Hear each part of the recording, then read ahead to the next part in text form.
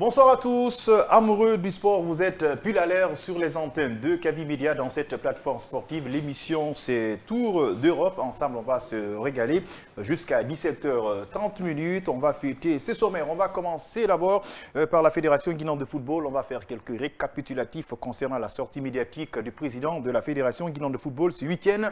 Bouba Sampil a abordé quelques questions venant de la presse sportive. C'était à l'occasion d'une conférence de presse. Chacun va donner son avis, même si le temps n'était pas galant pour la presse sportive et le président de la FEGIFOOT. On va partir en Europe. Liga espagnole, le Real fait un faux pas, le Barcelone qui trébiche. L'équipe de Carlo Ancelotti a perdu face à cette formation de Valence sur le score de 2-1. Le défenseur guinéen Mouktar Diarabi a inscrit un but lors de cette rencontre. À la veille aussi, cette formation des Blaugrana n'a pas pu profiter de la défaite de cette formation du Real Madrid pour prendre une longueur d'avance. Le Barça n'engrange juste qu'un seul point face à cette formation du Real Betis. Score final en but partout. Et pour boucler porte-fenêtre de cette émission, on va partir en Angleterre. Déjà, Fulham qui a freiné Liverpool, le championnat anglais. Une rencontre cauchemardesque pour cette formation des Reds face à Fulham. Donc, qui pouvait arrêter Liverpool était la question fondamentale et Fulham en était la réponse. L'équipe de Mohamed Salah a perdu sur le score de 3-2. De long en large, dans cette émission, on va fêter nos sommaires ensemble. Mesdames et messieurs, bienvenue dans Tour d'Europe.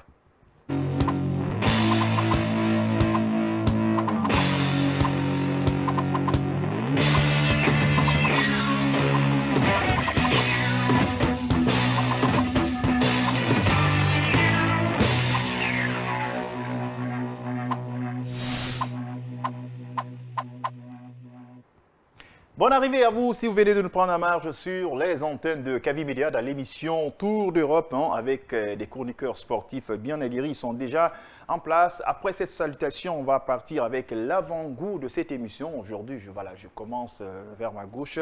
Elle est là, moi je l'appelle l'étoile montante de la presse sportive guinéenne. Elle s'appelle Matou. Matou, bonsoir et bonne arrivée. Bonsoir Major, bonsoir à tout le monde. J'espère que vous allez bien. Et la fête, s'est bien passée, j'espère. Bien sûr, ça s'est très bien passé. On s'est quand même régalé. Et puis ça continue parce qu'actuellement, on mange. Tu n'as pas vu la voix, on est en forme. Hein, ça n'a rien à voir pendant le mois de Ramadan. Lui, il peut en témoigner. C'est Choueb Diakité. C'est ça? Oui, c'est Choueb. Effectivement.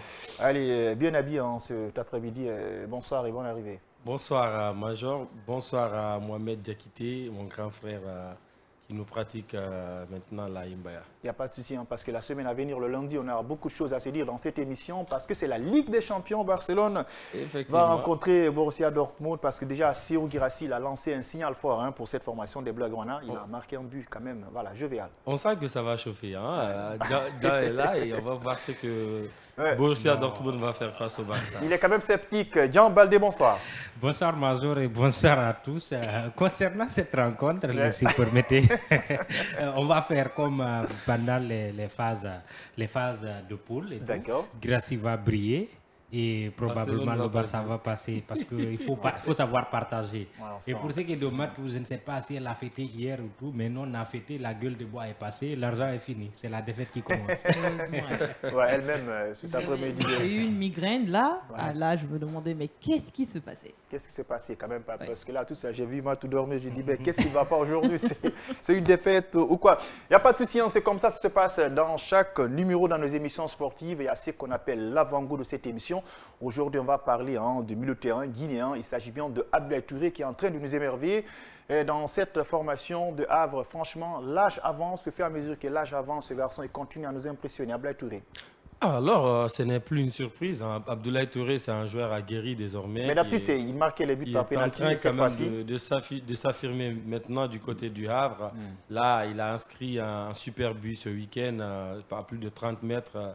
Donc, moi, je pense que ça part bien pour lui. On espère qu'il continue comme ça.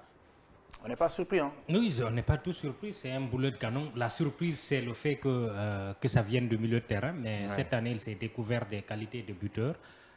Donc, Vous savez, l'appétit vient en mangeant. Il a compris que marquer, ça donne un plaisir beaucoup plus agréable que ce qu'il faisait avant. Surtout, ça le met sur les listes des meilleurs joueurs. Sur les listes des récompenses, justement.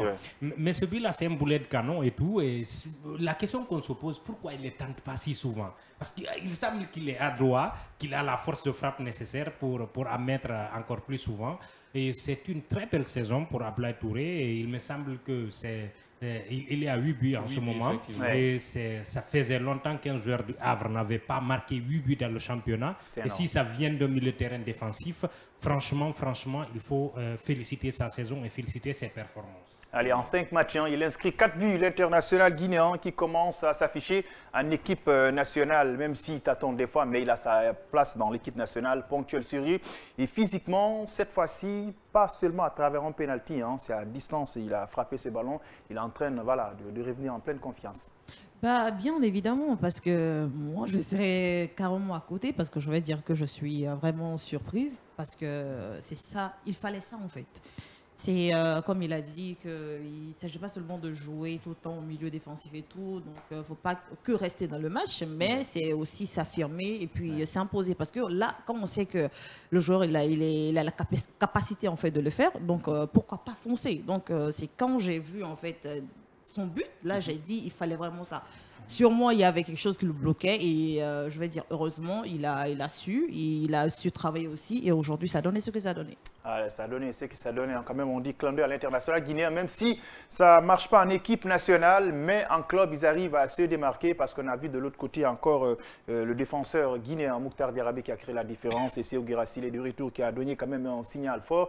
Ils sont en train de se démarquer dans leur club, c'est extrêmement important individuellement. Maintenant, on va revenir au pays.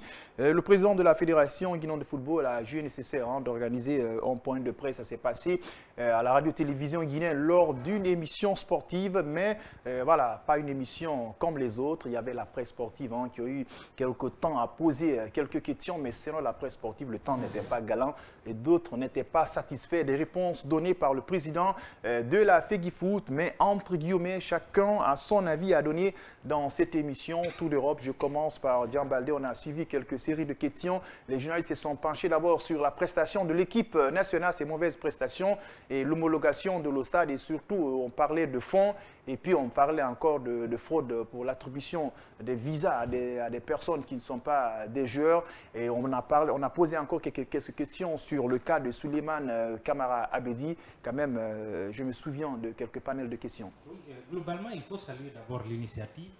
Ce sont des initiatives à révéler le plus souvent parce que ça permet non seulement lui de le rappeler où il en est par rapport aux engagements qu'il a pris au départ. Si vous pouvez parler dans le micro, me fait et ça permet également aux supporters, aux journalistes d'avoir des éléments d'information parce que le plus souvent, nous rapportons beaucoup de choses ici, mais nous ne recevons pas d'informations. Donc ces initiatives doivent être renouvelées le plus souvent par lui.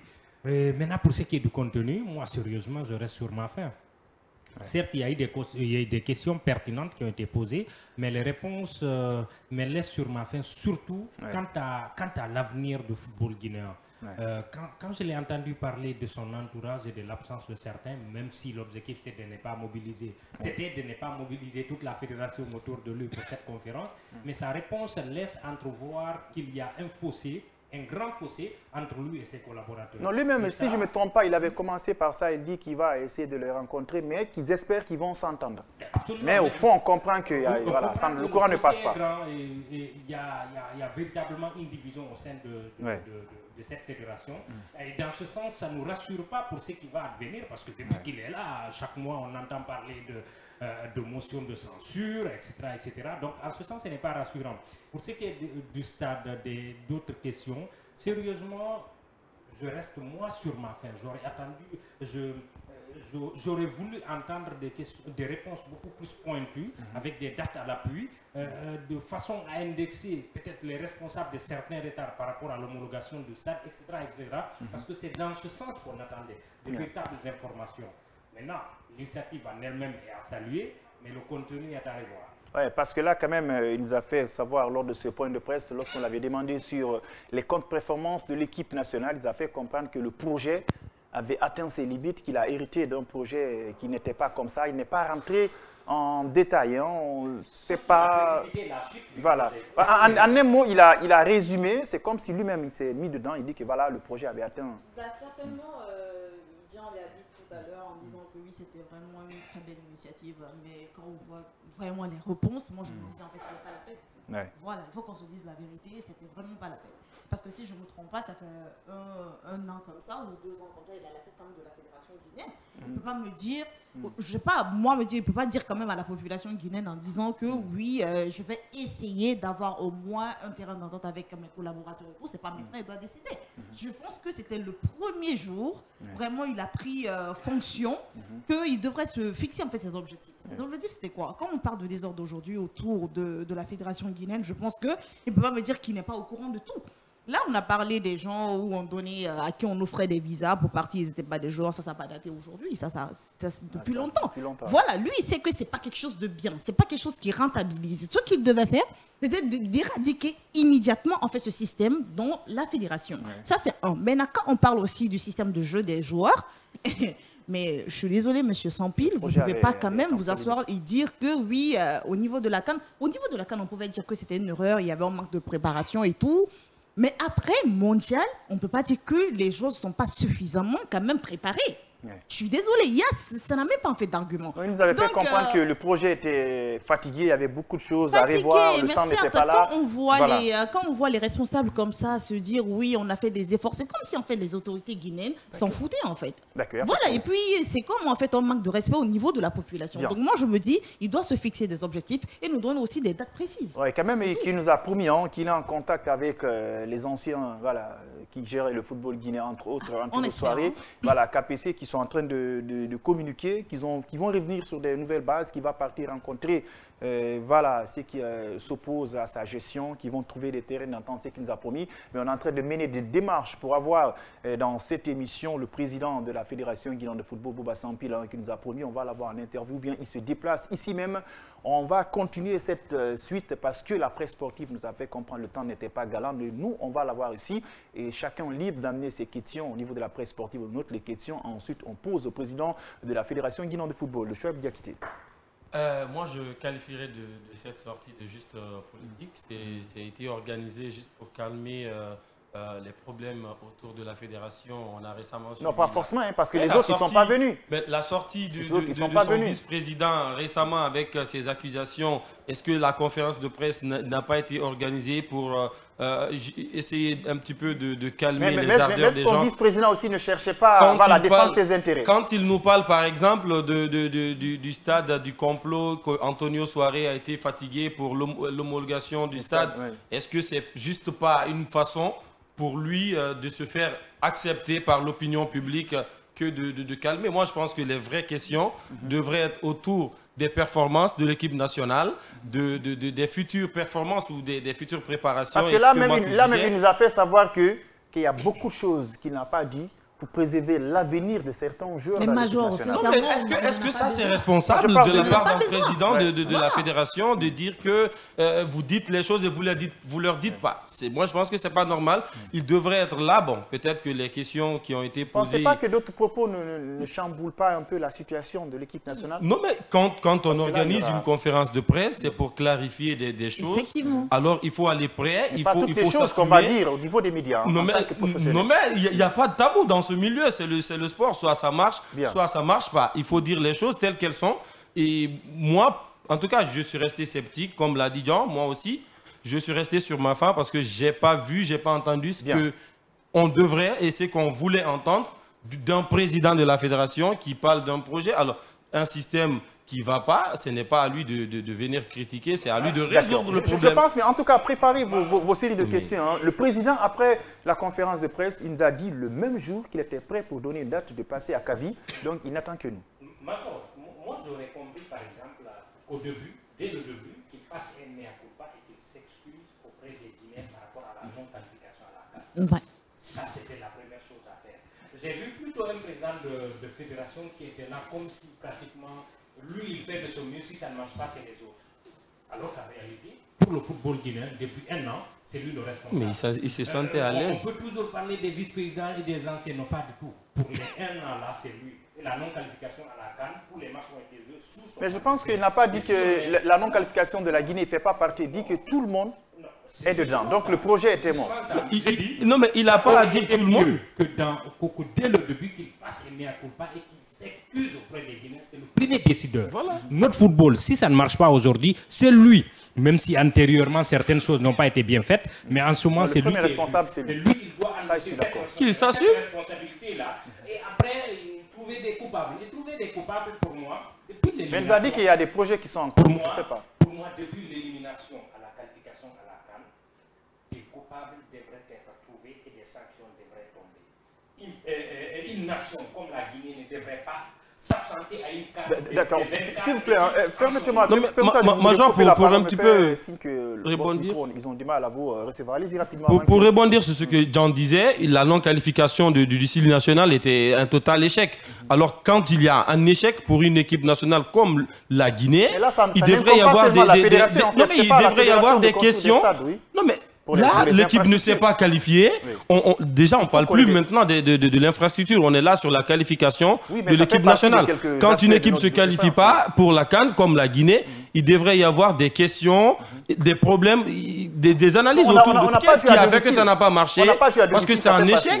Est-ce que c'est seulement ça? Il y a des équipes qui ont joué des qualifications à l'extérieur et qui se qualifient. On ne peut pas perdre facilement comme ça contre la Tanzanie, des équipes contre le Botswana, même si c'était en qualification Coupe du Monde. Mais je pense que ce n'est pas normal. Il y a quelque chose qui ne va pas. Alors il faudrait identifier les problèmes et trouver des solutions tout de suite, plutôt que d'attendre de dire qu'il y a eu des coupables. Moi, je pense que vous êtes d'accord avec moi. C'est pas assumé de sa part. Est-ce que vous êtes d'accord avec moi? C'est pas seulement parce qu'on n'a pas joué à domicile. C'est pas seulement l'aspect là qui a fait qu'on ne s'est pas qualifié. Ce n'est pas seulement la seule raison.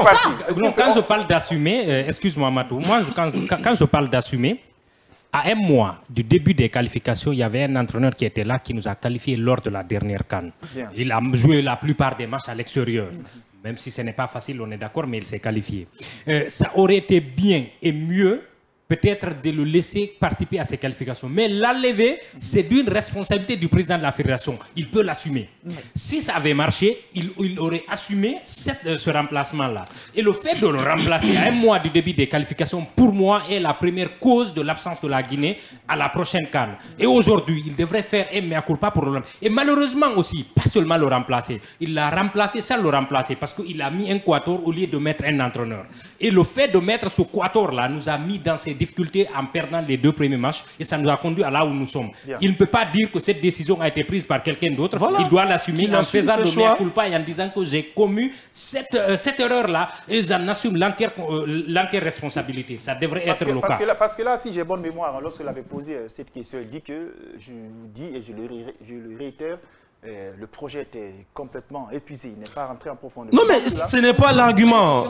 Allez-y, on va me laisser rapidement partir au bout de mes idées. Parce que moi, je me dis, en fait, quel que soit toi, ton poste, ou quelle que soit ta responsabilité au niveau de la Fédération nationale, moi, je me dis, tu dois être quand même un challenger. Monsieur Sampit devrait être quand même un challenger. Aujourd'hui, je le dis et je le répète, c'est pas vraiment un challenger. Parce que là, si tu te fixes des objectifs, quel que soit, parce qu'on sait que c'est pas lui qui est sur le terrain. C'est pas lui qui joue. Mais il a quand même cette possibilité d'apporter en fait sa petite touche pour qu'on puisse se qualifier en choisissant des bons coachs, en envoyant des bons staffs de managérial et surtout on joue en fait à domicile. Certes, nous avons des problèmes de stade et tout, mais ça c'est quelque chose qui nous dépasse en fait. Voilà, il faut avoir un deuxième plan et malheureusement le monsieur il n'a pas eu le deuxième plan. Voilà, si on parle aujourd'hui par rapport à la qualification, c'est pourquoi je dis il doit forcément s'excuser parce qu'avant même de commencer la conférence, il devrait s'excuser au niveau de la population pour dire oui, certes on a manqué. Eto a fait pareil avec l'équipe nationale camerounaise. C'était pas parce qu'il était ici en fait, qu'est-ce qu'il veut dire supporter? Il le sait, parce qu'il a été joueur. Bien. Mais moi, je me dis, c'est parce qu'il n'a pas été joueur, donc aujourd'hui, rapidement, quand même, je rappelle encore à ces fidèles téléspectateurs, on est en train de mener des démarches pour qu'on invite le président de la FEGIFOOT face à nous et à vous, les téléspectateurs auditeurs. Voilà, les chroniqueurs auront le temps suffisamment de lui poser des questions. Il dit qu'il est disponible même après la conférence de presse. Il dit qu'il est prêt. Quel jour? Je dis non, attendez, on va essayer de contacter votre entourage pour qu'on donner un programme fixe. Nous, on en avait sollicité pour partir faire une interview, mais voyant l'allure aussi, le débat dans cette émission, on va voir comment elle va venir sur ce plateau. Voilà, Bouba Sampil face au chroniqueur de World Sport. C'est extrêmement important. On aime le derby, surtout si c'est face à face. C'est extrêmement important parce que le jour-là, d'autres avaient eu le temps de poser des questions, mais malheureusement, ils disaient que le temps n'était pas galant. On les a dit, vous avez 2 questions, mais ils n'étaient pas satisfaits. Allez-y. En tout cas, on sera satisfait de le recevoir sur notre plateau. Pour ne pas revenir encore sur ce qu'on a dit, il devrait s'assumer. On est tous d'accord sur ça maintenant. Moi, ce que je voudrais rajouter là-dessus, c'est qu'il devrait encore une fois nous annoncer les futurs projets. C'est vrai, on a connu des échecs. Ouais, il a peut-être manqué de s'excuser. Maintenant, qu'est-ce qu'il faut réellement? Est-ce que l'équipe qui est toujours là avec lui, c'est la bonne équipe? Les choix qui vont être faits seront les bons choix. Est-ce qu'en septembre, on jouera en Guinée? Des questions, ça reste encore une fois des questions. Moi, j'ai senti un président qui se sentait à l'aise dans sa peau. On aurait dit l'équipe nationale n'était pas dans de mauvaises postures. On ne s'est pas qualifié à la CAN. On est en mauvaise posture pour la qualification en Coupe du Monde. Je suis sceptique. Est-ce que ça va arriver? On ne sait pas. C'est qu'il a caché. Parce qu'il dit qu'il avait beaucoup de choses qu'il ne voulait pas le dire. Mais nous, peut-être... Ça, c'est inacceptable. La conférence de presse. Il devrait nous donner du grain à moudre, je vais dire. C'est-à-dire, il nous laisse des choses à la bouche, de nature à nous dire, waouh, de toute façon, s'il n'a pas eu de résultat pour le moment, mais les projets sont là, et puis si ça prend forme, il n'y a pas de raison que ça ne marche pas. Mais encore une fois, le préalable a été raté. Certes, peut-être c'est moi qui ai un problème avec sa manière de communiquer et tout, mais moi, je me dis, en fait, c'est pas trop nécessaire de venir faire une conférence où vous êtes là à ne pas assumer les responsabilités. Quel que soit ce que les gens ont fait dans le passé avec vous, il y aura forcément des traîtres et tout, mais je me dis, si vous êtes déjà sur, c'est-à-dire, je veux dire, sur un trône, c'est à vous de vraiment faire avancer le football guinéen. Ne vous basez pas en fait sur ces détails pour vous-même vous satisfaire. Parce que là, quand il se dit, ouais, j'ai eu, telle personne m'a interdit de faire ça, telle personne m'a bloqué, c'est parce que j'ai pas fait ça. C'est comme une manière, une personne en fait qui refuse d'assumer ses responsabilités. De se culpabiliser pour ses comportements. Moi, genre, pour juste une minute. Si vous me permettez, parce que là, on est bousculé par le temps. Ne vous pressez pas, ne vous pressez pas. Vous aurez Bouba Sampil devant vous parce que, voilà, il dit qu'il est entièrement disponible pour venir à Kavi, hein, s'ils sont en train de nous suivre. Après cette émission, on va continuer les démarches pour connaître le président de la Fédération guinéenne de football ici, hein, dans cette émission. Et on aura beaucoup de choses à lui dire. Il est 16h passé de 30 minutes sur la pendule numérique de Kavi Média. Vous êtes dans l'émission World Sport. Madou Major, Diallo, Dian Baldi, Choueb Diakiti et Matou qui sont là, hein, sur ce plateau. Il y a Hassan qui se porte pas bien. On lui souhaite prendre rétablissement. On marque une courte pause. On revient dans quelques instants pour la deuxième partie de cette émission. On va partir directement en Espagne.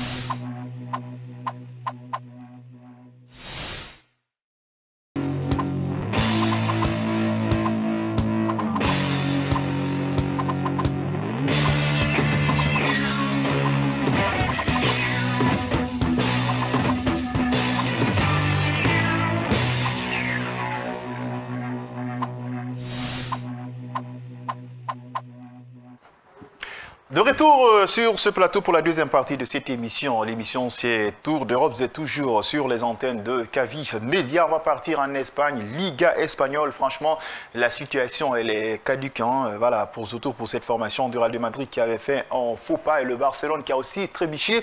Le Real, quand même, a pu perdre face à cette formation de Valence, mais... On va souligner quelque chose, le Guinéen avait participé à cette victoire, c'est le défenseur guinéen Mouktar Diarrabi. On se rappelle le jour où il était encore blessé. Voilà, une question de coïncidence. En tout cas, il continue franchement à s'afficher. Avant qu'on ne parle de cette défaite, on va mettre juste un accent particulier sur le Guinéen Mouktar Diarrabi. Non, c'était un clin d'œil à l'histoire. Rappelons qu'il s'est blessé face au Real et c'est Tchouaméni qui était dans le même stade. Dans le même stade, naturellement. Oui. Et donc, il est sorti en pleurs et pratiquement même celui qui l'a blessé était vraiment affecté. C'est un clin d'œil à l'histoire quand on a vu sa célébration, on se rend compte qu'il dégageait beaucoup de choses, beaucoup de frustration et qu'il était envahi par une joie immense. Donc c'était tellement très, très, très beau. Malheureusement, il a failli marquer contre son camp et heureusement qu'il y avait un hors-jeu de Mbappé au début de l'action. Donc sinon, ça aurait été une soirée encore plus difficile pour lui. Et, du coup, Diarabi un peu est devenu le porte-étendard de Valence cette année. Avant son retour, rien ne marchait. Mais depuis qu'il est revenu, il commence à engranger des points. Là, ils ont gagné leur premier match à l'extérieur. Ils commencent à avoir des clean sheets, etc. Donc, c'est lui qui porte cet état d'esprit et tout. Ouais. Espérons que ça dure et que Valence puisse se maintenir parce que c'est un club historique d'Espagne. Et pour Diarabi lui-même, qu'il veuille rester ou partir, ça serait bien de rester en Liga pour faire monter les enchères. Allez, la même question pour le Guinéen. Bah, je dirais en fait un magnifique comeback et une excellente revanche, je vais dire positive, parce qu'il faut rappeler quand même, il a été blessé sur ce même terrain. Et il est venu avec une rage, c'est-à-dire continuer parce qu'avec tout ce repos, il était en convalescence. Donc je me dis en fait rien n'est perdu. Il fallait qu'il revienne avec cette rage et puis continuer à jouer et tout. Et surtout regagner encore la confiance de Valence. Et aujourd'hui il est devenu le chouchou. Donc en tout cas tout le monde est content parce qu'on se dit c'est vraiment magnifique. Avant il aimait beaucoup s'absenter dans les matchs à Valence. Mais aujourd'hui il aime s'imposer et c'est ça qui fait en joueur. Avec sa taille très bien discipliné tactiquement, qu'il soit en équipe nationale, que ce soit en club, il revient de blessure, mais il est en train de monter en puissance. Il fait partie des éléments clés de cette formation valencienne que je suivais depuis tout petit, depuis la génération de Mendieta. Allez, un coup de projecteur sur ce Guinéen. Mokhtar Diakabi, sa blessure nous avait tous affectés l'année dernière. Maintenant, on est très content pour lui. Ça fait déjà 2 buts depuis qu'il est revenu de blessure. Il ne faut pas oublier que cette équipe de Valence, c'est une équipe jeune quand même, avec une équipe qui a connu beaucoup de difficultés, surtout la saison dernière, qui a failli être reléguée. Après, ils se sont beaucoup plus basés sur les jeunes. Et Mokhtar Diakabi est un petit peu le grand frère de cette équipe. Il est d'ailleurs le capitaine, il porte le brassard dans cette formation. Et voilà, moi, sa performance contre le Real Madrid, il se devait quand même d'avoir lieu, cette performance. Il avait une revanche à prendre. Ce n'était pas une revanche négative, une revanche positive. Il a lui-même dit, il a marqué des buts, mais marquer un but au Santiago Bernabéu était encore beaucoup plus spécial. Et nous, on ne peut qu'être content pour lui. Allez, on est quand même content pour lui, hein. Mais encore, ce qui était à la une, c'est le Real qui a perdu, surtout face à cette formation valencienne, hein. L'équipe, l'éternel rival de cette formation, des Blaugrana. Comment vous interprétez cette défaite de Carlo Ancelotti à quelques mi-temps de la Ligue des Champions? Oui, c'est une défaite surprise. Pas dans ce sens où le Real ne devrait pas perdre, pas du tout. C'est dans ce sens où Valence passe une saison quelque peu compliquée. Ouais. C'est un club qui n'a pas l'habitude de jouer le maintien et cette année, c'est ce que Valence joue. En ce sens, aussi Real jouer à domicile. Donc, c'est surprenant pour Carlo et c'est surprenant pour le Real. Ils ont commis beaucoup d'erreurs. Rappelons qu'ils ont raté un penalty en début de rencontre et beaucoup d'occasions ont été ratées. Leur gardien géorgien dont le nom est très compliqué de... Mamardashvili. Ah, d'accord. A fait un grand match, je crois que c'est l'homme du match. Ça explique tout par rapport à la physionomie de la rencontre. Mais bon, le Real, de façon globale, cette année, n'a pas été constant dans la durée depuis le début de la saison. Mais la surprise réside dans le fait que c'est Valence qui les bat. Voilà, c'est Valence qui les bat. Donc l'adversaire aussi était de taille, c'est ça? Non, Valence passe une saison compliquée. Ouais.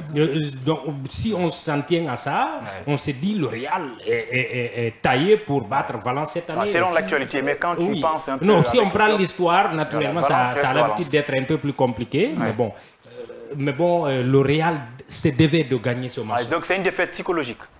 Ce qui est sûr, le but est venu à la dernière minute. Le Real était parti, tout le monde était monté pour marquer et Valence a profité de la supériorité numérique pour venir marquer le but à la dernière minute et ça change tout.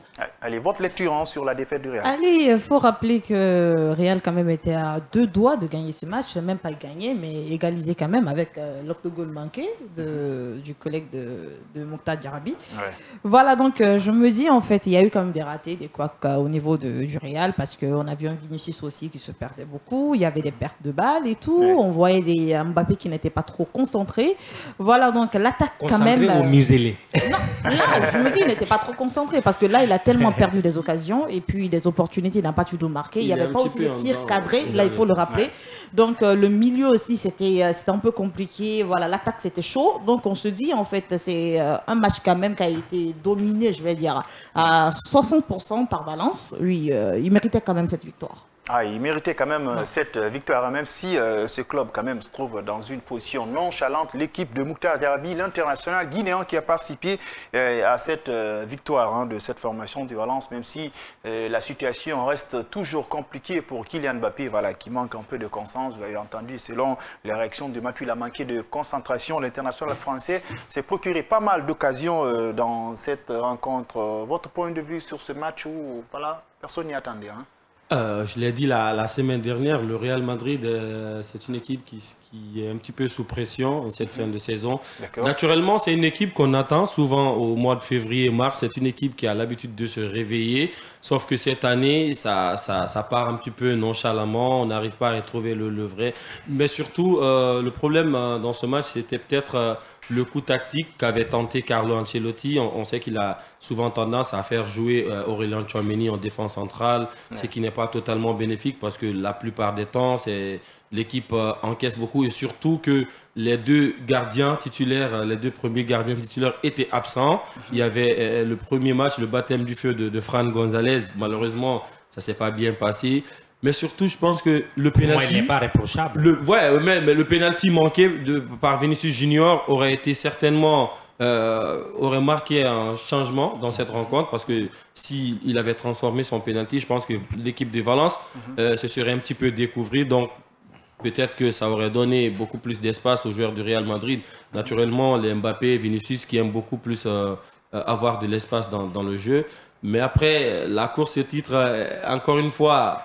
Je l'avais dit la semaine dernière que c'était presque fini parce que le Real Madrid n'est pas battable. C'est une équipe qui est capable de performer aujourd'hui et de couler le match d'après. Donc, moi, ce n'était pas trop surprenant. On s'attendait, vu qu'en plus, il y a un match important en Ligue des Champions. Du coup, ils ont décidé de faire tourner un petit peu. Donc, voilà, le mérite revient à cette formation valencienne. Valence qui a su profiter. Voilà, qui a profité des problème défensif pour s'imposer. Non, en fin de saison, ce qui arrive le plus souvent aux équipes qui veulent le titre, c'est-à-dire en voulant le titre et face aux équipes qui cherchent le maintien, il y a une équipe qui joue pour une question de vie et de mort, il y a une autre qui joue pour la récompense. Et il arrive que les équipes qui jouent pour se maintenir puissent avoir plus d'envie et c'est ce qui est arrivé dans cette rencontre. Valence savait qu'il fallait gagner pour rester en première division et le Real cherchait à se rapprocher du titre, etc. Et surtout à préserver ses forces pour la Ligue des Champions pendant que Valence n'avait que ça pour jouer et ça s'est répercuté dans la rencontre. Tout de suite, juste après, on va parler de l'autre rencontre du Barça. C'est pratiquement la même chose qui arrive. Les équipes n'ont pas les mêmes objectifs et il arrive que celles qui jouent pour une question de vie et de mort puissent remporter la rencontre, même si intrinsèquement, sur le papier, elles sont supposées être plus faibles. Supposé être le plus faible. On va Par parler... contre, ça peut quand même être compliqué pour Valence après, parce que là, il a parlé en fait d'objectifs et tout, il s'agit aussi de la motivation, mais c'est quand tu rencontres aussi, ou tu ne rencontres pas, une équipe de taille. Là, on a parlé du Real, certes, aujourd'hui, il y avait un manquement, il y avait des ratés et tout, mais est-ce que Valence, si une fois Valence est face à une autre équipe plus forte que Real, tactiquement et tout, peut-être donc c'est le Real, on s'est dit est-ce qu'il y a une équipe plus forte que le Real, n'est-ce pas, peut-être le Barça, mais après... Son exemple est tout trouvé. Par exemple, face au Barça, ils ont pris 7. Ils ont pris 5. Là, c'est le Real, il faut se concentrer. Etc. Il est rare que le Real Madrid s'impose cette saison avec des scores fleuves. Hein. C'est une équipe qui s'est toujours en sortie avec des gestes d'individualité. On a vu avec la CAN dernière, c'est la petite, presque la moyenne de l'équipe qu'on a trouvée en finale ou en demi-finale. Donc tout est possible en fait. J'ai beaucoup aimé vos interventions. Là, on va relancer le débat. Cette défaite, ça sous-entend que le Real n'est pas confiant en cette saison, ou bien c'est cette formation de Valence qui s'est concentrée parce qu'on joue face à un gros morceau? Non, mais c'est pas... Le mérite revient à Valence. Félicitations pour la victoire. Mais le Real Madrid, cette saison, ce n'est pas une équipe tout feu, tout flamme. Hein. C'est une équipe inconstante. Alors, la même question. Oui, c'est pareil. Hein. Le Real n'est pas constant. Hein. C'est pas parce que... Non, c'est justement le Real n'arrive plus à enchaîner les bonnes performances. C'est dans ce sens. Sinon. Mais bon, le mérite revient à Valence aussi de savoir profiter parce que d'autres équipes ne seraient pas projetées à la dernière minute de la rencontre. Ils se seraient dit, restons cloîtrés, un match nul est bien, mais ils sont allés chercher cette victoire à la dernière minute. Ils sont allés quand même chercher leur victoire à la dernière minute. On va partir avec cette formation des Blaugrana. On avait pensé que le Barça allait profiter de cette défaite, de cette formation des Merengues. Ils n'ont pas tellement profité, mais par ailleurs, un point aussi, il n'est pas mal. Hein. Bien sûr, c'est un mini-break qu'a fait le Barça. Ils n'ont pas su totalement profiter de la défaite du Real Madrid, mais ils ont joué. Oui, totalement, ils ont pris un point d'avance, mais ils ont joué face à une équipe quand même bien organisée. C'est une équipe qui est dernièrement très en confiance. Le Betis, certes, il n'y avait pas Isco, mais moi, en tout cas, c'était un match intéressant. Mais surtout, moi, je pense que le Barça a un petit peu déjoué dans cette rencontre.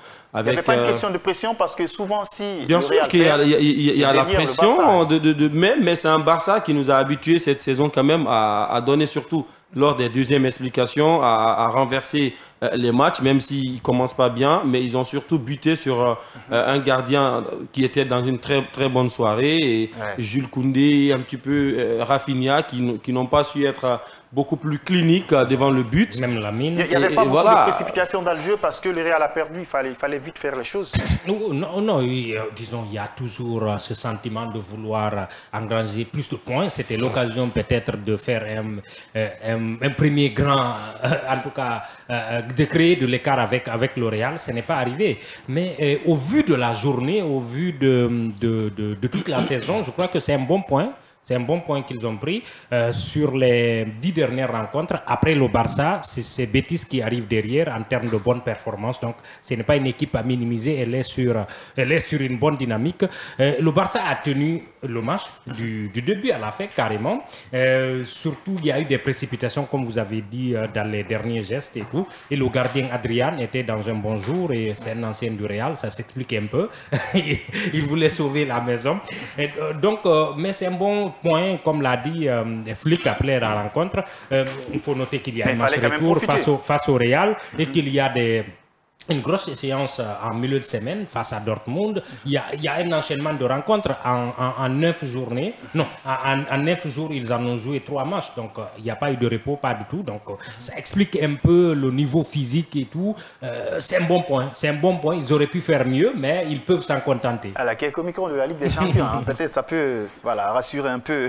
Surtout le fait que j'avais dit que la semaine dernière que l'adversaire du Barça en Liga restait le Barça. C'est encore presque prouvé, quoi, parce que à 4 points d'avance sur le Real Madrid, si par exemple le Barça c'est pas imposé, si le Real Madrid avait gagné le match, ça aurait laissé seulement un point d'avance pour le Barça. Oui, un point d'avance. Et le Classico aurait été beaucoup plus intéressant. Exactement. Maintenant, même si le Barça arrive à perdre le Classico, je pense qu'ils auront toujours leur destin à main pour remporter le titre. Non, le Barça a toujours des cordes, disons, à son arc, et déjà en a remporté le match aller à 4-0. On voit très mal le Real battre le Barça en ce moment, plus de 4 buts de différence. Donc, parce qu'en Espagne, c'est le goal average particulier entre les deux. Carrément, le Barça a 5 points d'avance sur le Real. C'est à égalité à 4 points, le Barça prend les devants. Donc, il y a tous ces aspects à prendre en compte. Mais les deux équipes aussi sont en Europe. Elles ne peuvent pas miser tout sur le championnat. Elles ne peuvent pas aussi abandonner l'Europe. Il faut miser sur les deux tableaux et ne pas oublier la finale qui arrive avant le match retour. Donc, il y a beaucoup de choses à jouer au même moment. Voilà. Il faudra garder tout le monde en forme avant Parce que quand même, moments importants. Dortmund, ils ont fait un peu reposer Guirassy, soit disant qu'il est blessé, il a pris un peu de repos. Et l'autre match, il est rentré juste en seconde explication. Dès qu'il est rentré, il a planté un but. Il fallait faire reposer ce garçon. En équipe nationale, il y avait beaucoup de pression. Et dans le club, c'est l'homme à tout faire. Parce qu'on a vu, il avait commencé de régresser un peu Guirassy. Il avait besoin un tout petit peu de se reposer. Donc, attention aux Blaugrana. Il faut qu'ils arrivent à se préparer très bien. Le Guinée avait marqué contre club. Je me dis en fait, avoir 4 points d'avance que le Real Madrid, c'est pas quelque chose Je veux dire, c'est pas rien du tout, en fait. Je sais pas si vous m'avez un peu compris, parce que là, je me dis, Barça, déjà, toute une saison. C'est beaucoup, je me dis, en fait, toute une saison. Ils ont tellement fait leur magnifique saison cette fois-ci, et que, parce que partout, tous les matchs, je vais dire, de Barça, il y avait quand même de la victoire, il y avait en fait des matchs dominés, il y avait quand même des joueurs élus meilleurs joueurs. Donc, c'est pour dire, quand même, ils ont travaillé.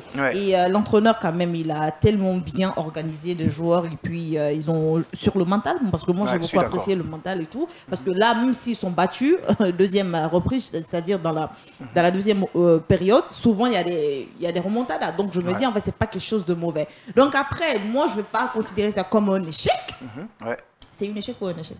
Un échec. Ça montre qu'elle est fatiguée aujourd'hui. Bon, ça arrive, je suis d'accord avec toi. La fête, c'est vraiment bien passé. Je me dis, je ne vais pas considérer ça comme ça. Je vais juste prendre comme peut-être juste une manière de fatigue, parce que là, on a senti vraiment la fatigue. Mais avec le Real, il faut profiter, parce que là, je suis d'accord. Alors, permettez-moi de vous rappeler le classement provisoire du championnat espagnol. C'est le Barça qui occupe la tête avec 37 points. La deuxième place, c'est cette formation du Real de Madrid avec 63 points. Troisième, Atlético Madrid, 60 points. Quatrième, Atlético Bilbao, 54 points. Ben voilà, cinquième, c'est FC Séville avec 48 points. Et CD Leganés qui est déjà en bas du tableau, qui occupe la 18e place avec 27 points. Et Las Palmas, c'est 19e avec 26 points. Et Real Valladolid avec 16 points. Et maintenant, les meilleurs attaquants, c'est Lewandowski de Barcelone avec 25 réalisations, suivi de l'international français Kylian Mbappé du Real, 22 buts marqués. Et troisième place, c'est Boudmir de Osasuna avec 15 réalisations. La meilleure attaque, c'est le FC Barcelone avec 83 buts. Meilleure défense, Atlético Bilbao avec 24 buts encaissés. On va quand même suivre ces deux formations de près pour attendre leur prochain match. On va voir qu'est-ce qui va se passer. On reste tout le temps en Europe pour parler de l'Angleterre, mais permettez-moi, il y a Facebook qui a envie de placer. Oui, je voulais juste dire que les équipes espagnoles, enfin Barça et le Real, n'ont pas engrangé beaucoup de confiance pour aborder la Ligue des Champions dans la semaine. Le Real qui trébuche, même si Arsenal aussi s'est pas imposé, mais voilà, Borussia Dortmund quand même, c'est largement imposé en championnat. Du coup, je pense que la confiance est un petit peu engrangée du côté des Allemands. Et on va s'attendre, même si ça ne va pas expliquer ce qui va se passer en Ligue des Champions, parce que les matchs de Champions restent les matchs de Ligue des Champions. Mais surtout, en tout cas, on espère voir des matchs spectaculaires. Allez, des matchs spectaculaires. On sera quand même servi. Oui, absolument. On va un peu se projeter en Ligue des Champions. Le match, par exemple, Barça-Dortmund, c'est deux équipes qui jouent pratiquement le tout pour l'attaque. En témoigne leur rencontre dans les phases allées de cette Ligue des Champions.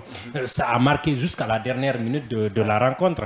Donc, ça sera des matchs très ouverts et tout, et des attaquants qui vont chercher à mettre au fond. Lewandowski d'un côté, le duel de l'autre, mais Adeyemi revient très fort. Gittens aussi est revenu, donc ça devient deux trios qui peuvent s'affronter et qui ça va nous donner un très grand match. De l'autre côté, les gens ont tendance à...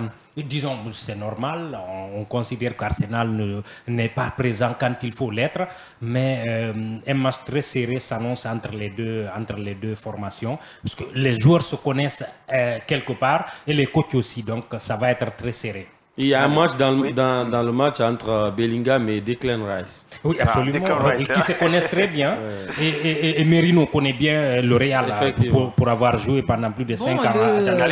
Le Barça et Dortmund, moi je vois deux équipes très très prêtes physiquement, il faut le rappeler. Donc après, au côté du Barça, parce que là je vois un trio vraiment qui va faire très très mal. Là on a Lewandowski, on a Rafinha, on a... rappelez-moi son nom. Lamine. Voilà, Lamine Yamal. Donc, je me dis, en fait, au niveau de Dortmund, là, je sais qu'il y a deux personnes qui essaient de se démarquer, mais Guirassy sera vraiment collé. Là, il faut s'attendre à ça. Donc, je me dis, en fait, ce sera très compliqué pour Dortmund. Ouais, ça va être très compliqué pour Dortmund, mais on se rappelle, lorsqu'ils ont joué contre le Borussia Dortmund, Guirassy avait pu créer la différence. Dian l'a dit, tout dépend de la défense qui va rassurer la ligne offensive de cette formation de Borussia Dortmund, parce que quelles qu'en soient les qualités des attaquants, si la défense, elle ne rassure pas, voilà, l'équipe là, on ne peut pas compter sur l'équipe. Moi, je pense qu'il y aura surtout une guerre au milieu de terrain. Et ah bon? Pour moi, je trouve le milieu du Barça un petit peu plus supérieur à celui du Borussia Dortmund. Ouais. On va parler des défenses, mais la bataille remportée au milieu de terrain devrait nous donner l'issue de la rencontre. Vous êtes d'accord avec lui? Oui, moi je suis absolument d'accord. Je suis d'accord pour le milieu, à condition comment dire ça, que leur capitaine joue au milieu de terrain pour rééquilibrer les débats. Mais s'il est en défense, ça sera un peu plus difficile pour Dortmund parce que tous les restes sont des techniciens, Bender et ainsi de suite. Donc, ça sera un peu plus compliqué. Maintenant, la défense, on m'apprend qu'un des défenseurs centraux est blessé aujourd'hui et qu'il va manquer à l'appel. Donc, ça déséquilibrerait un peu le débat. Du côté barcelonais? Non, du côté de Borussia Dortmund. Oui, Sternberg, je crois que même la saison est terminée pour lui. C'est l'un des leaders défensifs. Pas une bonne nouvelle. Donc, ça va être déséquilibré, mais ce que les gens ne doivent pas oublier, c'est deux équipes qui jouent le tout pour l'attaque. C'est-à-dire, Dortmund, quoi qu'il en soit, ne va pas défendre. Le Barça, la même chose. Donc, ça va être... chacun va laisser... attention, c'est un match aller-retour. Moi, je pense que Borussia Dortmund, qui se déplace quand même au stade Montjuïc, ne va certainement pas trop s'aborder et à attaquer la rencontre. Ouais. C'est une équipe qui joue souvent avec une défense à 3. Ils sont calmes, hein. Avec Anton, voilà, avec l'absence de Schlotterbeck, je pense qu'avec Valdemar Anton, Emre Can, peut-être le retour de Niklas Zule en défense, on ne sait pas. Donc, moi, je pense que Borussia Dortmund va beaucoup plus défendre qu'attaquer. Peut-être essayer en fin de rencontre de piquer, peut-être pour attendre le match retour à domicile. Pourquoi voilà, pas? Oui, allez-y. Souvent de se méfier de l'eau qui dort. Voilà, c'est très important. Ouais. Et l'équipe Dortmund, je vais dire en fait que c'est une équipe en fait qui part lentement mais très sûrement. Voilà, avec Barça, je suis sûre et certaine, ils ne vont pas immédiatement attaquer. Ils vont essayer de défendre. Pourquoi? Parce que mais c'est une équipe qui ne sait pas défendre. Oui, mais surtout que le Barça va tenir le ballon, le Barça aura la possession. Si vous voyez si vous observez très bien les matchs de cette formation de Dortmund, ils sont quand même calmes. Ils arrivent à construire leur jeu au niveau de la défense. Mais moi, je pense que c'est une équipe qui est plus forte en contre-attaque qu'en attaque placée. Ouais. Parce qu'ils ont des joueurs de côté qui vont très vite. On a parlé d'Adeyemi, de Baino Guiten. Ce sont des jeunes joueurs qui vont très vite. Parce que des fois, Guirassy, il a envie d'aller très vite. Voilà. Mais derrière, il y a trop de lenteur. Ils vont défendre face au Barça et attendre les récupérations pour se projeter très rapidement. Et le Barça qui a changé son système de jeu aujourd'hui, le club barcelonais joue comme un club anglais. Hein. Le Barça n'attend plus, le Barça se projette. Pas du tout. Ils attaquent trop de contact physique. En fait, bien malin, c'est lui qui pourra dire pratiquement les stratégies tactiques, clairement, de ces deux équipes. Mais ce qui est sûr, ni le Barça, ni Dortmund n'est habitué à défendre toute une rencontre. Ouais. C'est-à-dire, ils n'ont pas les effectifs pour défendre carrément. Maintenant, les besoins de la rencontre, la physionomie peuvent les amener à se dire on va défendre en attendant le match retour. Mais dès l'entame de la rencontre, on va voir deux équipes qui vont se projeter. Chacune voudra marquer en premier pour... Vous avez vu le Borussia Dortmund face au Paris Saint-Germain la saison dernière lorsqu'il se qualifie en finale. C'est une équipe qui était carrément défensive et qui a remporté... la rencontre. Bon, je me dis en fait, cette fois-ci, tu vas voir en fait une autre manière de jeu de Dortmund et de Barcelone. Il faut savoir, Barcelone, c'est pas une équipe qui vient immédiatement et puis rentre dans le jeu. Non. Ils essaient de voir réellement qu'est-ce qui se passe, comment... Donc, ça sera en fait très compliqué. Mais c'est pourquoi je dis que c'est Dortmund qui va gagner en cette partie, dans cette position. Dortmund va gagner parce que c'est une équipe qui part lentement mais très sûrement. Avec Barça, ils vont dire, bon, on n'a pas le temps, il faut qu'on passe immédiatement à l'attaque, il faut qu'on ouvre immédiatement le score. Or, ce ne sera pas très favorable pour eux parce que, comme je l'ai dit, une équipe où les joueurs qui partent doucement, mais ils ont déjà un objectif, donc il faut avoir très peur. Donc c'est pourquoi je dis, cette fois-ci, ça va être un peu serré entre les deux et Guirassy sera vraiment collé. En tout cas, on espère que Ronald Araujo sera titulaire. Ça va donner beaucoup plus d'espace aux attaquants du Borussia. D'accord, plus d'espace. Je pense qu'il ne maîtrise pas bien le système hors-jeu de D'accord, il est en train de lire entre les lignes parce que déjà lui, il est en train de... Tu voudrais qu'on aligne... Araujo ne va pas jouer. Le match, Martinez a repris les entraînements, il a Mais est-ce qu'il sera à 100% pour... Il sera à 100% pour mercredi. On aura le temps pour ça. On ne peut pas s'hasarder à mettre Aroro pour demain. Mais attention, il y a le retour de Ter Stegen. Est-ce que ça ne va pas mettre un petit peu de pression sur Chesney? Parce que on a vu, pas sur la liste. Ter Stegen, il l'a dit, mais il était dans le groupe lors du match dernier. Il était avec l'équipe. Mais il n'est pas sur la liste de la Champions League. Voilà, il a dit qu'il aimerait jouer la finale de la Ligue des Champions si le Barça se qualifie en finale.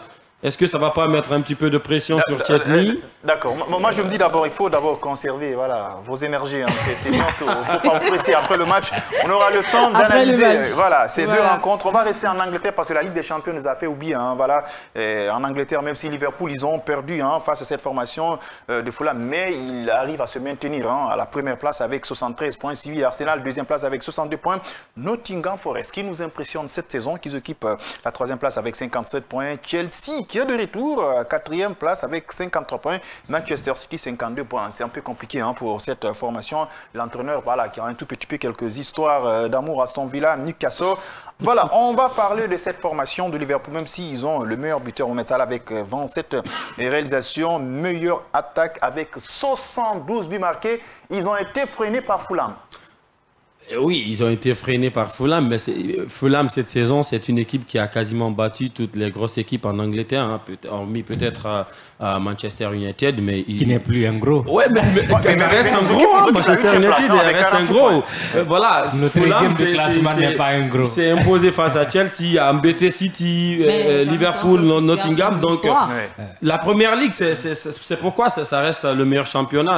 Ils étaient invaincus, Liverpool. Voilà, ils avaient été battus une fois par Nottingham Forest cette saison, à domicile. Donc, voilà, moi je pense que ce n'est pas une surprise. La Première Ligue reste un très grand championnat. Tout le monde peut battre tout le monde. Donc, Liverpool, qui vient d'être éliminé en Ligue des Champions, encore une fois, a dépensé à cette non-qualification. Ils ont été battus en finale de la... Je crois FA Cup ou Carabao Cup, je ne me rappelle plus, par Newcastle.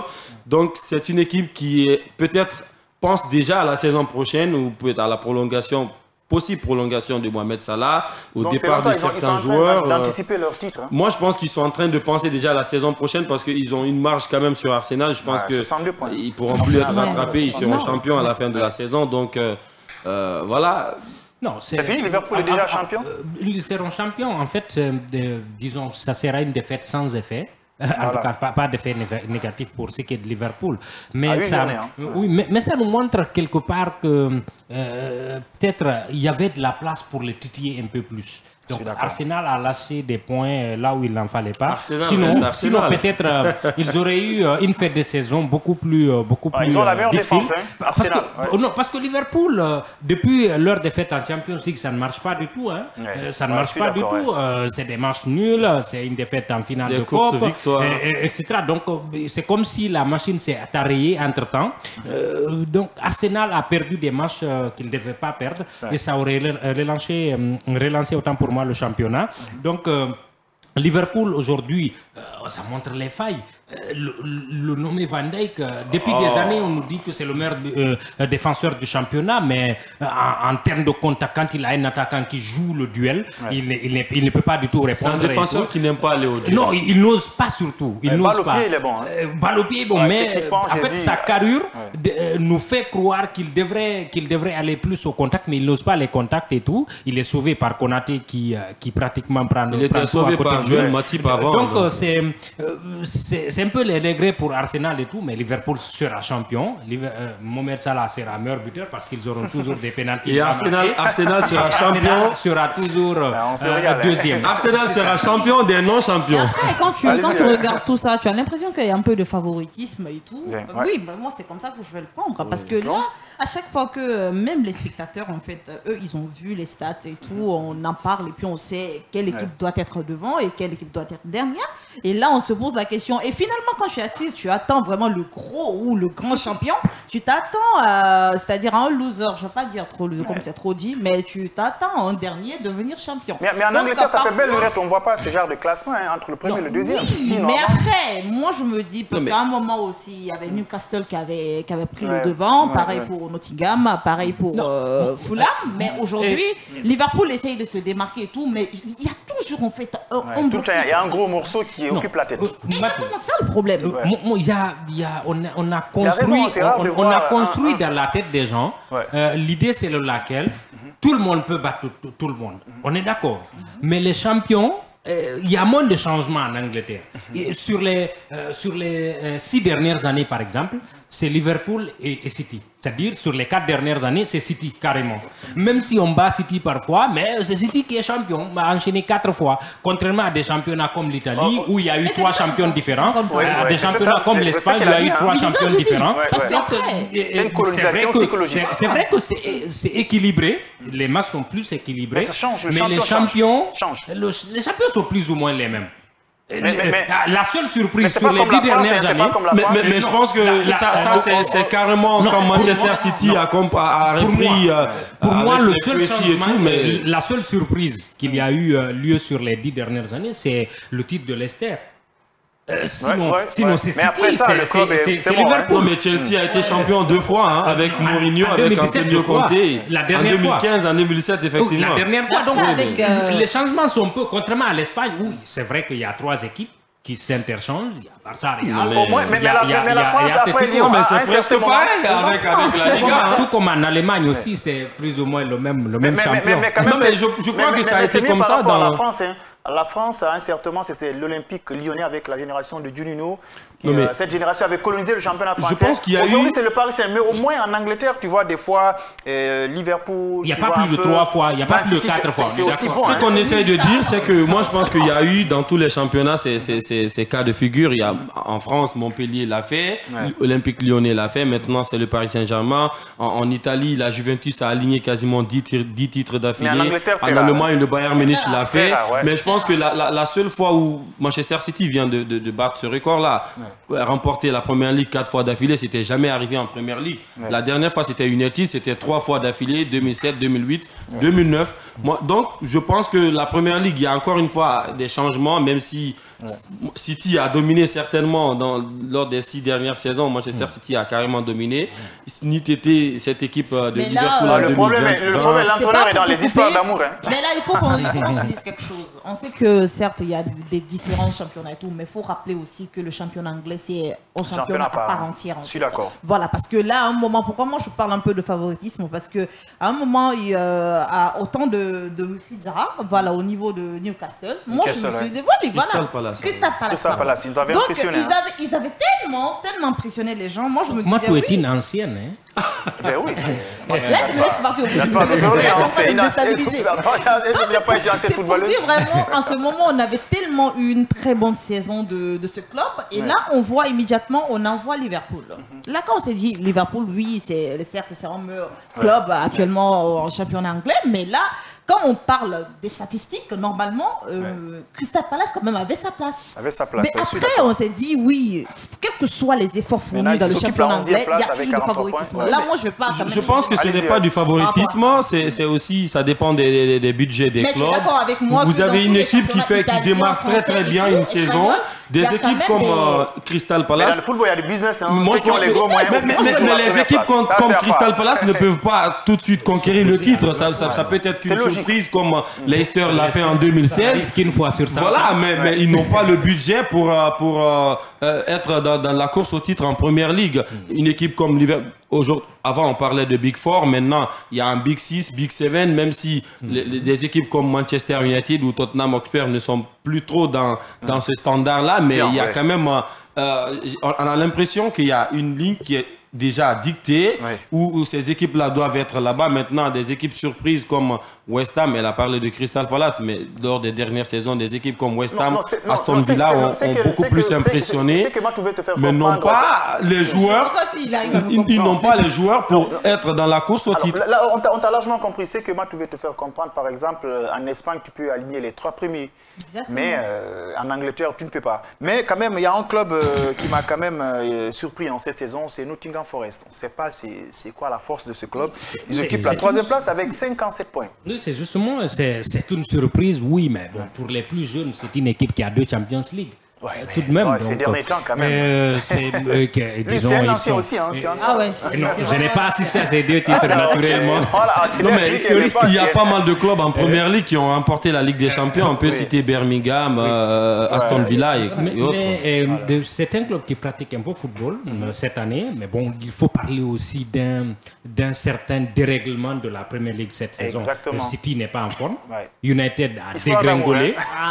Les Spurs de Tottenham ne sont plus dans la course. Donc si vous avez trois équipes qui ont l'habitude de se qualifier au moins à la Ligue des Champions qui ne sont pas dans le top 4, c'est normal que les invités surprises. Donc c'est pas une force, c'est une faiblesse des grands dans le championnat. Il y a un dérèglement quand même. Si un City était en forme, Chelsea, la même chose, ça aurait été difficile de voir Nottingham Forest à cette place. Mais ça n'enlève à rien au fait que ça travaille très bien dans ce club. Ils ont fait un recrutement très intelligent et quelques prêts aussi qui fonctionnent très bien.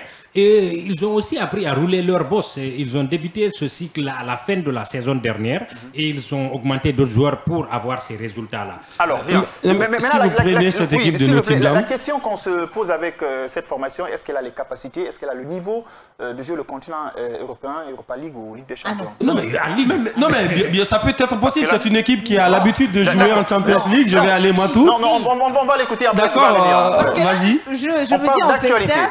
Certes, après, on va avoir de l'espoir. On a de l'espoir avec une équipe vraiment qui peut émerger, qui peut évoluer. Avec Nottingham, c'est Nottingham, non? Parce qu'après, je me dis, quand c'est une équipe comme...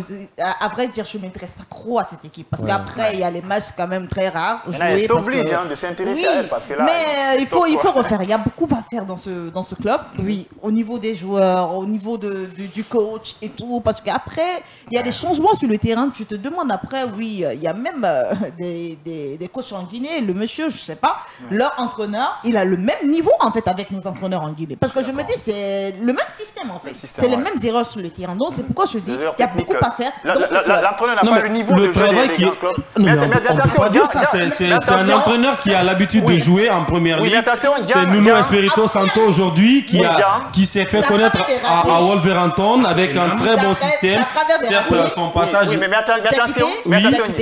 Attends, laisse-moi dire ça. Diakité, tu es d'accord avec moi, c'est à travers des ratés.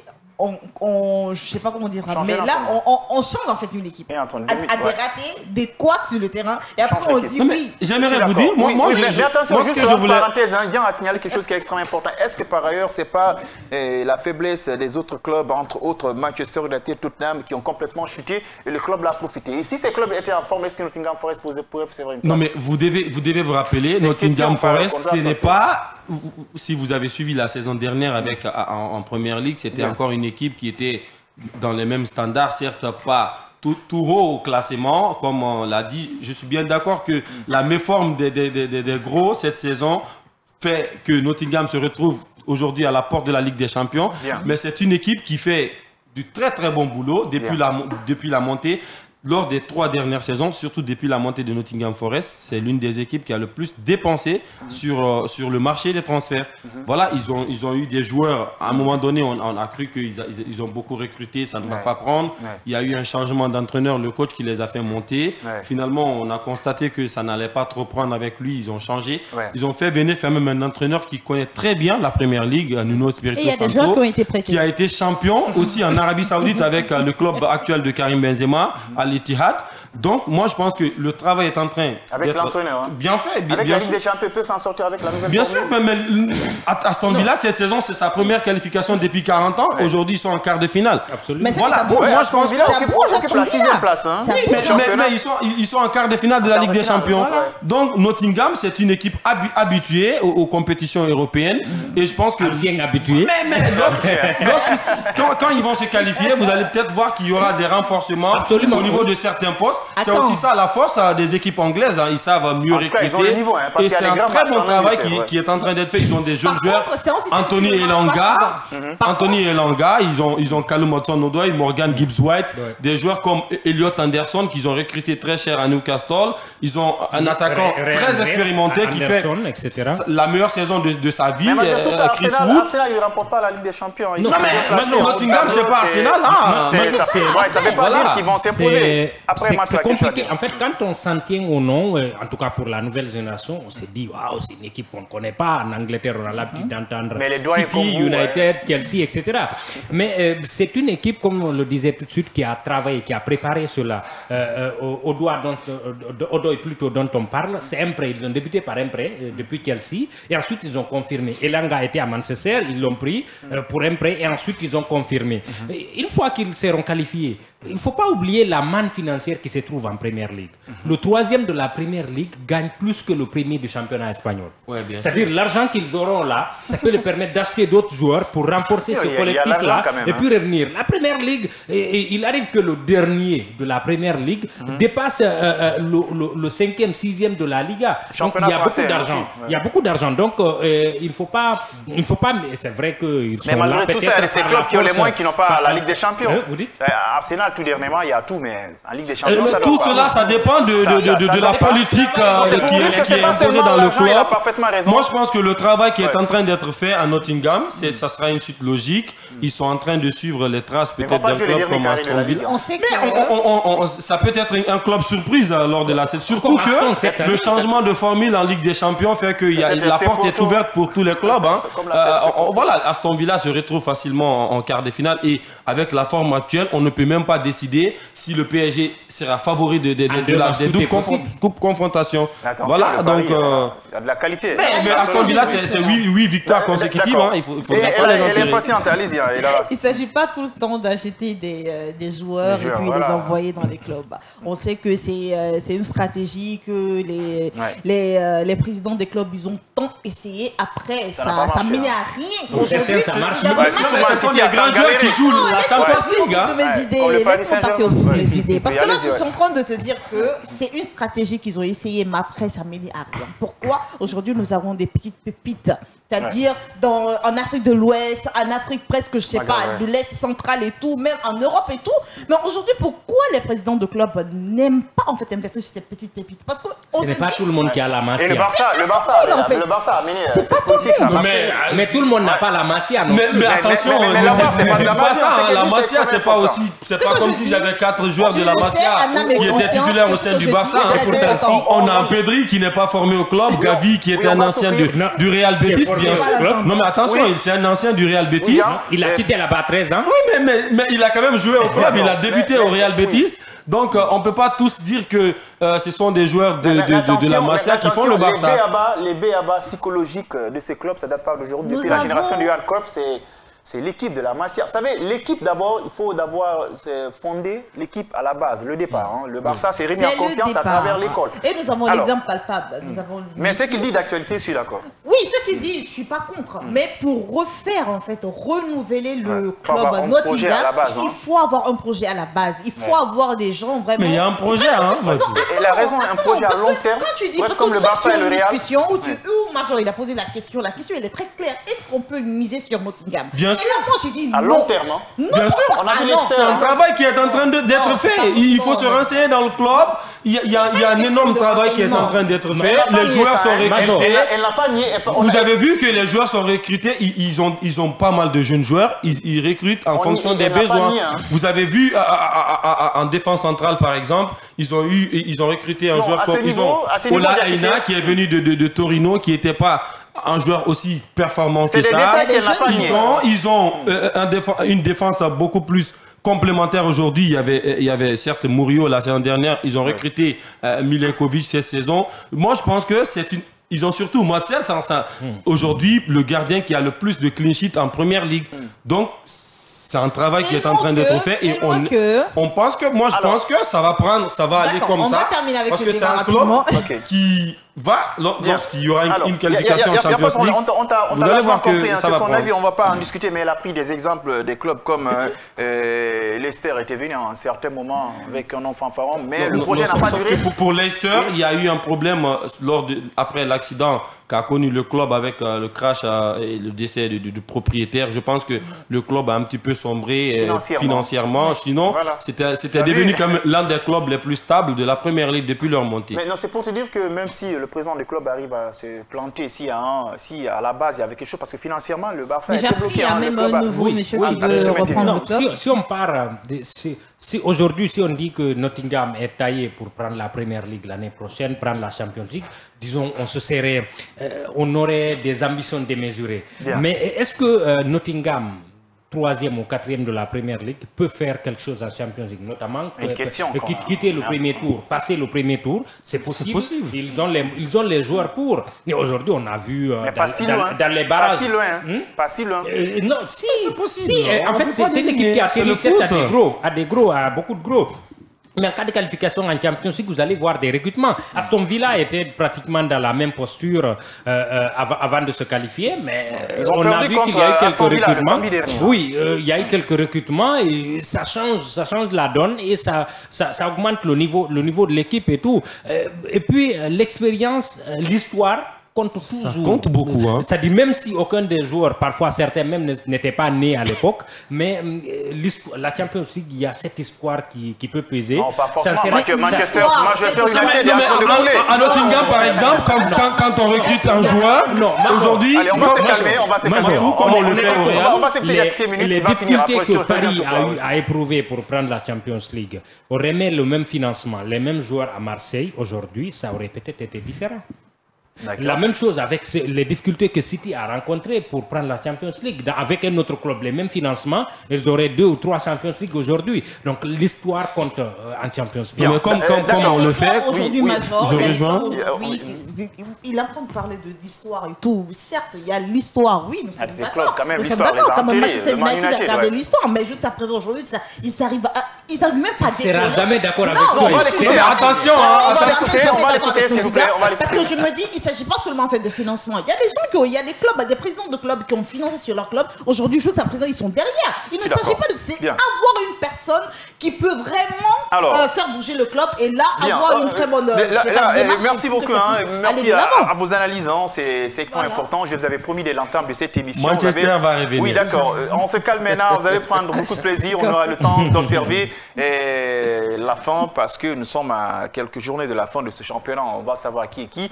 Et voilà, mardi, mercredi, c'est une soirée 100% Ligue des Champions. C'est extrêmement important. On a un peu solfé là-dessus. Mais dans cette émission, il y a une surprise. Même les chroniqueurs ici ne sont pas informés. C'est ce qu'on appelle surprise. Vous aimez le football, vous voulez avoir des cadeaux. Voilà, avec ces chroniqueurs, on va partir avec les séries questions et réponses. Celui qui aura une bonne réponse aura un cadeau sur ce plateau, même en direct dans cette émission. On se calme, c'est extrêmement important. C'est aussi. Alors, on va juste marquer une courte pause. On revient dans quelques instants dans cette émission. On va partir avec les séries questions et réponses avec les chroniqueurs présents ici sur ce plateau.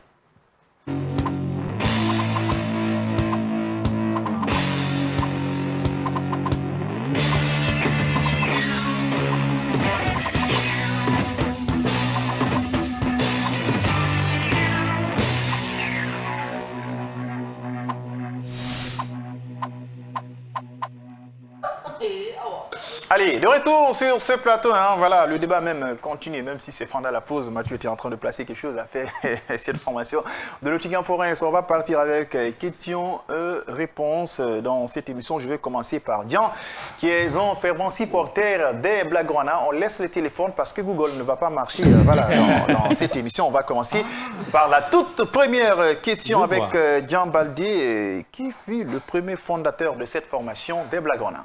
Juan Gamper. Juan qui? Gamper. Le nom? C'est Juan Gamper. C'est pas Juan, voilà. C'est pas Juan. Son nom complet. Vous allez donner la réponse après. Son nom complet, allez. Là. C'est Juan Gamper. C'est un employé de banque suisse. Juan Gamper. Le nom, il faut, comment dire, épiler le nom. Pas Gamper, le prénom, pardon. Ah, le prénom, c'est J-O-A-N. J-O-A-N. Juan. Juan, c'est ça. Il n'y a pas de problème. Je pense bien, on va attendre, on va partir avec la toute deuxième question. Le meilleur buteur de cette formation des Blaugrana avec le nombre de buts. de l'histoire du Barça. C'est compliqué le nombre de buts, mais c'est Lionel Messi. Il est autour de 460 et quelques buts. Voilà, la réponse elle n'est pas complète. Hein. Il a plus de 600 et quelques. 672 buts réalisés par Lionel Messi. C'est le meilleur buteur de cette compétition. Et puis la première réponse, bien sûr, c'est Gamper. Je pense que les questions ne seront pas les mêmes. Hans Gamper, H-A-L-S, donc le nom n'est pas... Sauf qu'on lui avait donné un nom espagnol après. Voilà, Hans c'est le nom suisse, mais on lui a donné le nom de Juan après. D'accord, il n'y a pas de problème. Dit qu'Amel FC Barcelone a eu 40 présidents au cours de son histoire. Le club a aussi été dirigé par un comité d'employés qui géra le club pendant la guerre d'Espagne. Voilà, il y a également eu 6 autres commissions de gestion. Le fondateur du club, c'est le 6 Hans Gamper. Voilà, ce premier président, son nom c'est Hans Gamper. C'est pas mal, vous étiez un peu proche. Voilà, on va donc partir. Je n'aurai pas de cadeau apparemment, c'est ça? Bon, pas de cadeau, mais on va voir avec quelques bonus. On va partir avec Sueb Diakité qui ont fait ainsi porter de cette formation de Man United avec la génération de Andy Cole, de York, tant d'autres. Des Beckham. Vous avez eu le temps de suivre ça, c'était pas votre génération. Certes, ce n'est pas ma génération, mais voilà, j'ai quand même suivi quelques images. Est-ce que vous savez, c'est en quelle année ils ont remporté leur premier titre de champion? Oh, là, ça date, hein, je crois, c'est dans les années 60. Ligue ou Ligue des Champions? En quelle année? 68. Titre de champion. De Première Ligue? Non, on dit... Ou de Ligue des Champions? Manchester City a remporté le titre de champion en quelle année? Man United ou... Man United.